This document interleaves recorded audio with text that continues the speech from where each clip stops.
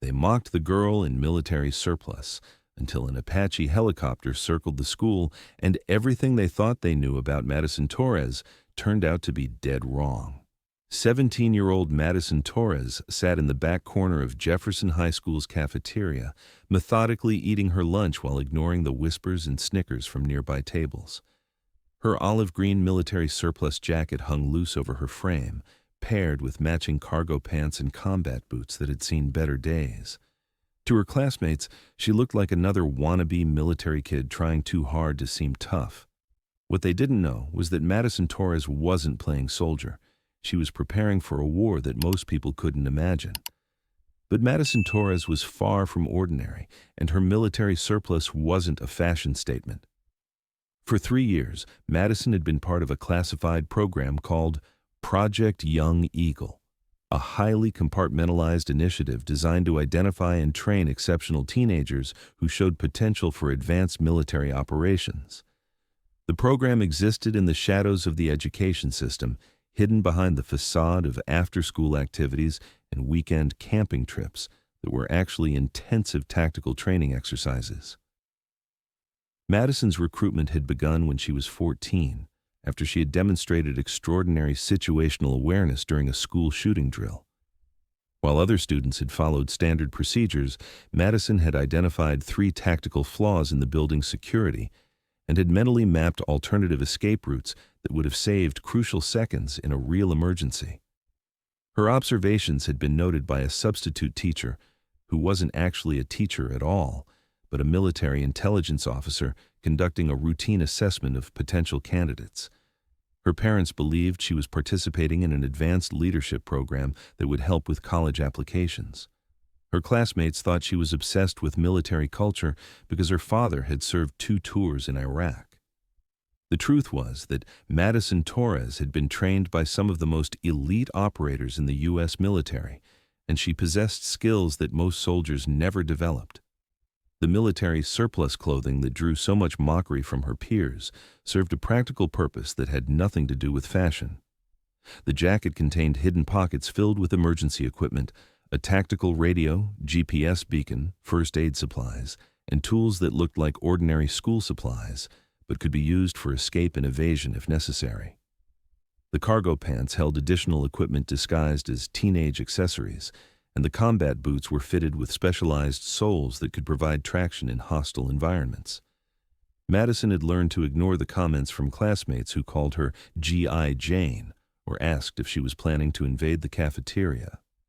She understood that maintaining her cover identity as an overeager military enthusiast was essential to the success of Project Young Eagle. Better to be dismissed as a wannabe than recognized as someone who could navigate through hostile territory, disable electronic surveillance systems, and communicate in 5 languages. But today was different. Today, the training was about to become operational reality. As Madison finished her sandwich, she felt the subtle vibration from the encrypted phone hidden in her jacket pocket. 1 short pulse, followed by 3 longer ones, then 2 more short pulses. The pattern was unmistakable. Activation code for immediate operational deployment. After 3 years of training exercises and theoretical scenarios, Madison Torres was being called to active duty.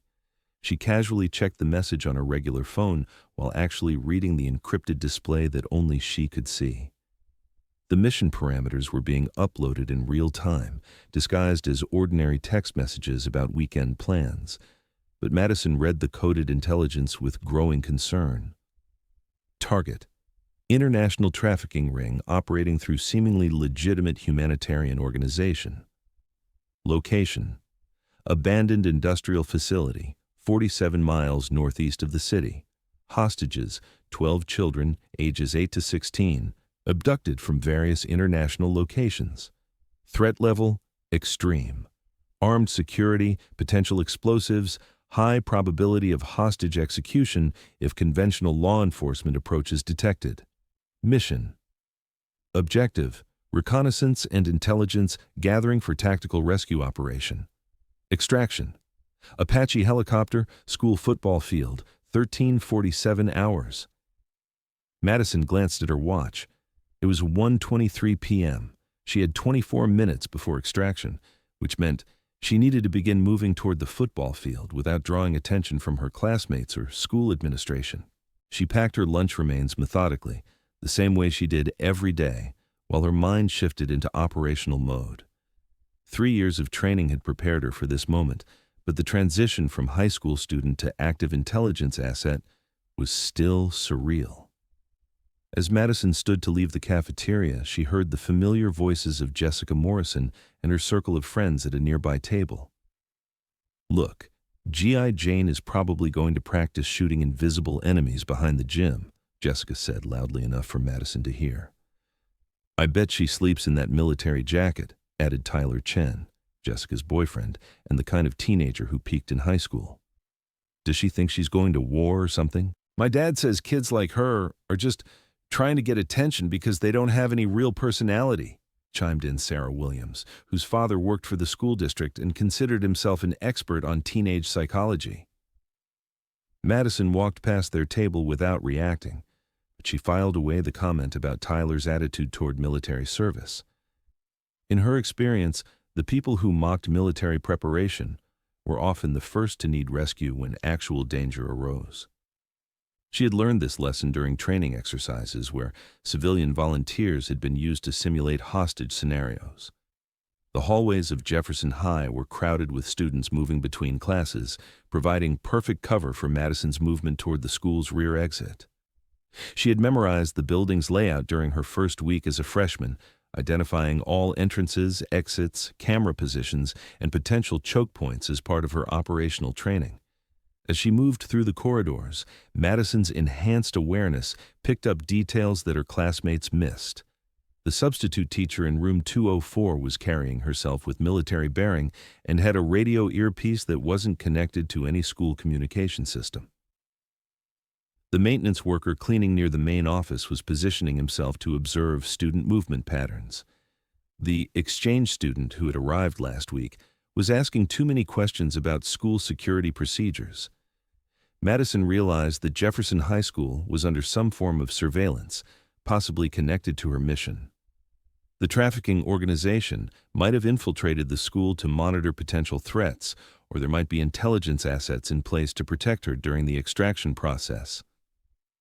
She reached the rear exit and stepped outside into the crisp October afternoon. The football field was visible across the parking lot, empty except for a few maintenance workers preparing for that evening's game against the crosstown rivals. Madison began walking toward the field at a casual pace, timing her approach to arrive at exactly 1:47 p.m. Her encrypted phone vibrated again with updated intelligence. The trafficking ring had connections to international terrorist organizations and was using the humanitarian cover to move both children and weapons across international borders. The facility where the hostages were being held was heavily fortified and surrounded by electronic surveillance systems that would detect any conventional law enforcement approach. Madison's role in the operation was to conduct close reconnaissance using her small size and advanced training to gather intelligence that adult operators couldn't obtain. She would be inserted near the facility, gather data on security arrangements and hostage locations, then provide real-time intelligence to the tactical rescue team. The mission was exactly what she had been trained for, but the stakes were higher than any exercise she had participated in. 12 children's lives depended on her ability to gather accurate intelligence without being detected by hostile forces. As Madison approached the football field, she heard the distant sound of rotors. The Apache helicopter was approaching from the southeast, flying low and fast to minimize radar exposure. She positioned herself at the 50-yard line, the predetermined extraction point, and waited. The sound of the approaching helicopter was growing louder, and Madison knew that her classmates would soon notice the unusual aircraft. She had perhaps 2 minutes before the extraction, which meant 2 minutes for her carefully maintained cover identity to completely unravel. Inside the school, students were already beginning to notice the sound of military rotors. In the cafeteria, Jessica Morrison looked up from her conversation about weekend plans. "What is that noise?" she asked, walking toward the windows that faced the football field. Tyler Chen joined her, along with a growing crowd of students who were pressing against the glass to see what was happening outside. "Holy crap," Tyler breathed, staring at the Apache helicopter that was now circling the school. "That's a military gunship." Sarah Williams pulled out her phone and began recording as the helicopter made another pass over the football field. "This is insane. Why would the military be at our school?" Jessica Morrison spotted Madison standing alone at the center of the football field, apparently unconcerned by the presence of a heavily armed military aircraft. "Look," Jessica said, pointing toward the field. "G.I. Jane is just standing there like she's waiting for something." The realization hit several students simultaneously. The girl they had been mocking for wearing military surplus was somehow connected to the Apache helicopter that was now preparing to land on their football field. "No way," Tyler said quietly. "There's no way she's actually—" His voice trailed off as the helicopter settled onto the field in a perfect landing, its rotors creating a massive dust cloud that obscured the center of the field. When the dust cleared, they could see Madison walking calmly toward the aircraft. In the school's main office, Principal Davis was on the phone with the district superintendent, trying to explain why there was a military helicopter landing on school property without any advance notice or authorization. "Sir, I have no idea what's happening," Principal Davis said into the phone. "The aircraft just appeared, and now it's on our football field.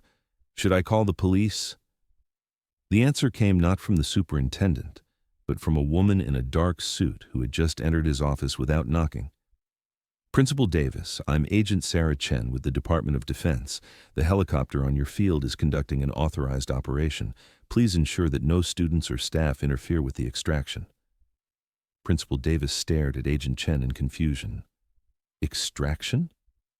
What extraction? And how did you get into the building?"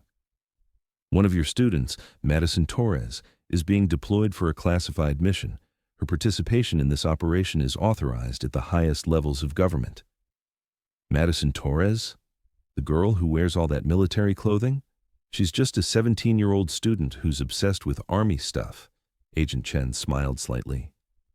"Principal Davis, Madison Torres has been preparing for this mission for 3 years. She's not obsessed with military culture. She is military culture." Outside on the football field, Madison approached the Apache helicopter with the confident stride of someone who belonged in military environments.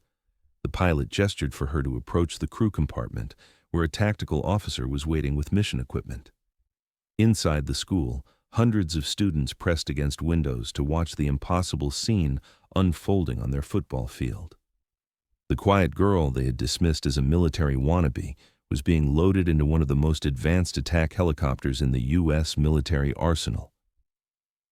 Madison secured herself in the helicopter's crew compartment and accepted the tactical gear that would be needed for her reconnaissance mission: advanced night vision equipment, encrypted communication systems, emergency medical supplies, and specialized surveillance tools that would allow her to gather intelligence from inside the trafficking facility. The tactical officer briefing her was Staff Sergeant Maria Santos, a veteran of multiple special operations deployments who had been specifically chosen to coordinate with Madison during the mission. "Torres, mission parameters are as follows," Sergeant Santos said through the helicopter's intercom system. "You'll be inserted 2 kilometers from the target facility at 1500 hours. Your objective is to conduct close reconnaissance and provide real-time intelligence on hostage locations, security arrangements, and any potential threats to the rescue operation." Madison nodded, her training taking over completely. Understood, Sergeant.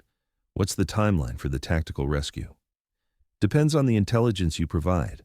The rescue team is standing by, but they need accurate information about the facility's layout and security before they can move. You're our eyes and ears." The Apache lifted off from the football field, its rotors creating another massive dust cloud that obscured the takeoff from the watching students. As the aircraft climbed away from Jefferson High School, Madison could see her classmates scattered across the parking lot, staring up at the helicopter with expressions of shock and disbelief. Jessica Morrison stood frozen outside the school's main entrance, her phone still recording as she watched the helicopter disappear toward the horizon. "I can't believe it," she said quietly. Madison Torres was actually military. Like, actually military. Tyler Chen shook his head slowly. We've been going to school with some kind of secret agent for 3 years, and we thought she was just a weird kid who liked Army surplus. Sarah Williams lowered her phone, the reality of the situation beginning to sink in. Do you think she's in danger? I mean, they wouldn't send a 17-year-old on some kind of real mission, would they? Inside the helicopter, Madison was studying satellite imagery of the target facility, while Sergeant Santos provided additional intelligence about the trafficking organization's capabilities and probable security arrangements. Torres, this isn't a training exercise, Sergeant Santos emphasized. The people holding these children are armed, dangerous, and willing to kill to protect their operation. If you're detected during reconnaissance, you'll be on your own until the rescue team can reach you. Madison studied the facility's layout with the analytical skills that 3 years of intensive training had developed. The building was a former manufacturing plant with multiple entrances, numerous hiding places, and complex internal layouts that would make a conventional assault extremely difficult. Sergeant, what's the age range of the hostages? 8 to 16 years old. They've been held for periods ranging from 2 weeks to 4 months. Intelligence suggests they're being prepared for transport to international buyers. Madison felt anger rise in her chest, but she channeled it into operational focus. 12 children were depending on her ability to gather accurate intelligence and provide the rescue team with information that would save their lives. The helicopter was flying low over rural countryside, following terrain features to avoid radar detection. Through the aircraft's windows, Madison could see the landscape that separated her comfortable suburban life from a reality where children were bought and sold like commodities. Torres, we're approaching the insertion point, the pilot announced through the intercom. LZ is clear, but intelligence suggests patrol activity in the area. Stay alert. Madison checked her equipment one final time. Night vision goggles, encrypted radio, emergency medical kit, and surveillance tools that would allow her to document the facility's security arrangements. Everything she needed to complete the reconnaissance mission and get the hostages rescued. The Apache settled into a clearing 2 kilometers from the target facility, its engines winding down to minimize noise signature. Madison exited the aircraft and immediately moved toward the tree line that would provide concealment for her approach to the trafficking facility. Torres, you have radio contact, Sergeant Santos confirmed through her earpiece. We'll maintain overwatch from this position. If you need extraction, use emergency beacon. Madison moved through the forest, with skills that 3 years of tactical training had made instinctual. Every step was calculated to minimize noise and avoid leaving tracks that might reveal her presence to hostile forces. Her movement pattern followed natural terrain features, using available concealment to mask her approach to the target facility. After 45 minutes of careful movement, Madison reached a position where she could observe the trafficking facility through binoculars. The intelligence had been accurate. The building was heavily guarded, with armed sentries patrolling the perimeter and electronic surveillance systems covering all approaches. But Madison also noticed something that adult operators might have missed. The facility's security was designed to prevent adults from approaching, but there were gaps in coverage that someone her size might be able to exploit. She activated her encrypted radio and began providing real-time intelligence to the rescue team. Base, this is Torres. I have visual on target facility, counting 6 external guards, rotating patrol pattern every 12 minutes.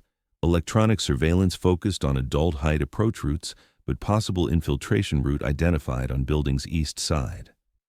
Copy, Torres. What about hostage locations? Madison studied the building through her night vision equipment, looking for indicators of where the children might be held. Base, thermal imaging shows heat signatures in the building's north wing, 2nd floor. Estimate 12 to 15 individuals in confined space, consistent with hostage location. For the next 2 hours, Madison provided detailed intelligence about the facility's security arrangements, guard rotations, and potential approach routes for the rescue team. Her small size and advanced training allowed her to gather information that conventional surveillance methods couldn't obtain. As the sun began to set, Madison received the signal she had been waiting for. Torres, rescue team is moving. Maintain position and provide overwatch intelligence. Through her night vision equipment, Madison watched as a coordinated rescue operation unfolded. Special operations forces approached the facility from multiple directions, using the intelligence she had provided to avoid detection and neutralize security systems. The operation was swift and precise. Within 20 minutes, all hostile forces had been neutralized and the 12 children were being evacuated to safety. Madison's reconnaissance had provided the tactical information that made the rescue possible. 3 hours later, Madison was back aboard the Apache helicopter, watching the landscape pass below as they returned to Jefferson High School.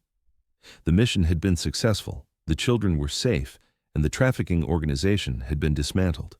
But as the helicopter approached her school, Madison realized that her carefully maintained cover identity was completely blown. Her classmates had watched her being extracted by military aircraft, and there was no way to explain that as anything other than what it actually was. The Apache landed on the football field for the second time that day, this time under the lights that had been installed for the evening's game. Madison exited the aircraft and walked across the field toward the school building, where she could see students and parents gathered to watch the unprecedented scene. As she reached the edge of the field, Madison was met by Principal Davis and Agent Chen, who had remained at the school to handle any questions that might arise about her extraction. "Madison," Principal Davis said, his voice filled with amazement, "I owe you an apology. I had no idea about your other responsibilities." Madison smiled slightly. "It's classified, Mr. Davis. I wasn't supposed to tell anyone." As they walked toward the school building, Madison saw her classmates watching her with expressions of awe, respect, and no small amount of fear. Jessica Morrison approached cautiously. "Madison, we had no idea. I'm sorry about all the things we said." Madison looked at Jessica and her friends, remembering the mockery and dismissive comments from earlier that day. But she also remembered her training about operational security and maintaining cover identities. "It's okay, Jessica. I understand why you thought what you thought. The military surplus clothing was probably a little much." Tyler Chen stepped forward, his usual arrogance replaced by genuine curiosity. "So you're actually, military? For real?" Madison considered how to answer the question without revealing classified information about Project Young Eagle or her specific training. "Let's just say that some of us prepare for things that we hope will never happen. Today, something happened, and I was prepared to help." As Madison walked through the school hallways that evening, she reflected on the day's events. 12 children were safe because she'd been trained to gather intelligence in hostile environments. A dangerous trafficking organization had been dismantled because she had been prepared for a mission that most adults couldn't accomplish. The girl they had mocked for wearing military surplus had just completed her first operational deployment, proving that sometimes the person others dismiss as trying too hard is actually the person who's prepared for what matters most. They had laughed at the military surplus. They had stopped laughing when the Apache helicopter came to collect one of their classmates for a mission to save 12 children from human traffickers. Madison Torres had shown them that being ready isn't about looking tough. It's about being tough when it matters. Thanks for watching. If you liked this video, you can subscribe to see more incredible stories like this one.